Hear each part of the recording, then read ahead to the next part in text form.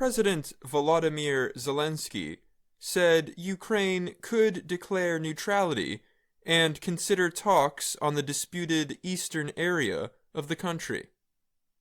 While he suggested Ukraine could compromise, Zelensky said that Ukraine's goal is securing its independence and its territorial integrity. In an overnight speech to his nation, Zelensky said Ukraine sought peace without delay in talks set to start in Istanbul. Zelensky also suggested a deal might be possible over the complex question of Donbas. Zelensky said Ukraine would not try to take back the entire Donbas, which has been an area of fighting between Russian-backed separatists and Ukrainian forces since 2014. He said that would lead to World War III. It was not clear how a compromise would also keep Ukraine's territorial integrity.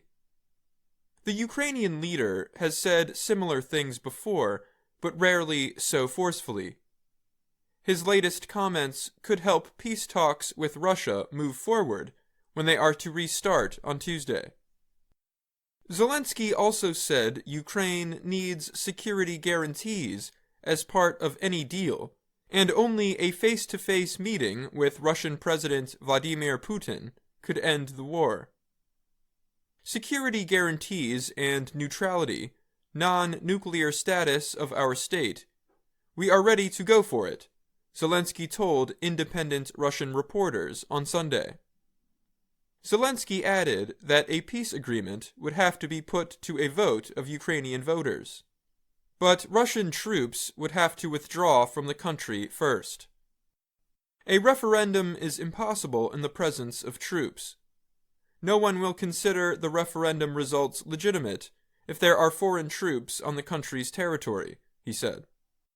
Zelensky said that a possible compromise could see Russia pull back its troops to areas where they had been before the invasion started on February 24th. After over a month of fighting, Ukraine and Western nations say Russia's goal could now be to take over and divide parts of the country. Last week, Russia's military movement suggested it would concentrate on expanding territory held by separatists in eastern Ukraine. The month-old war has killed thousands and driven more than 10 million Ukrainians from their homes, including almost 4 million from their country. Russian Foreign Minister Sergei Lavrov said Monday that the two presidents could meet, but only after the important parts of a possible deal are negotiated, he said. Lavrov also accused Ukraine of not being truthful with the offer of peace talks. He added Russia needs results. Russia has long demanded that Ukraine promise not to join the Western NATO alliance. If Ukraine accepts a deal to stay neutral, it will not join NATO. Russia's territorial demands include Crimea and all of Donbas. A senior U.S. State Department official who is unnamed, however, told Reuters that Putin is not willing to compromise at this point. Russian officials also called a comment from U.S. President Joe Biden about Putin alarming. On Saturday, Biden delivered a speech in Warsaw, Poland, at the end of his 4-day European trip.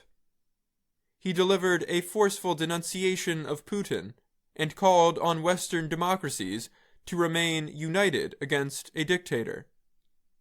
At the end of his speech, Biden said of the Russian president, "For God's sake, this man cannot remain in power." U.S. officials quickly added that Biden was not calling for an immediate change in Russia's government. Dmitry Peskov, a spokesman for Putin, quickly denounced Biden's comment. He said it's not up to the President of the U.S.